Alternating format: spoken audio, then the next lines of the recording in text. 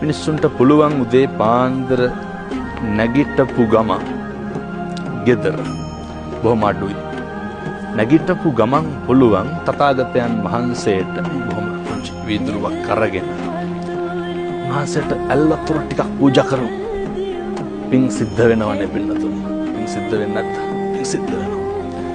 උදේ පාන්දර වතුර වීදුරු අරගෙන බුදුහාමුදුරුවන්ට පූජා කරලා අත් දෙක නළලට ගන්නකොට ඇතිවෙන හැඟීම මගේ බුදුහාමුදුරුවන්ට පැන් පූජා කරා. මේ ලෝකේ පෞද්ගලික වශයෙන් දන් දීලා ඉහළ මානිසංස ලබන්න පුළුවන් උත්තමයා මගේ තථාගත බුදුරජාණන් වහන්සේ. උදේ පාන්දර තථාගතයන් වහන්සේට පැන් ටික පූජා කරන ගෙදරක කලකෝලහල ඇතිවෙන්න වෙලාවක් නැහැ. මේවා අපේ තාත්තලා කරන්න ඕන වැඩ.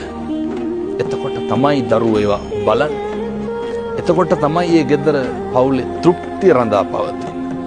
ඕක හෙට ඉඳන් කරන්න. ඕක කරන්න පුළුවන්. ඕක බැරිකමද පින්නතුනි නොකරනකමද? ඔකට විනාඩියක්වත් යන්නේ නැහැ. හැබැයි ආනිසංසය බොහොම ඉහළයි.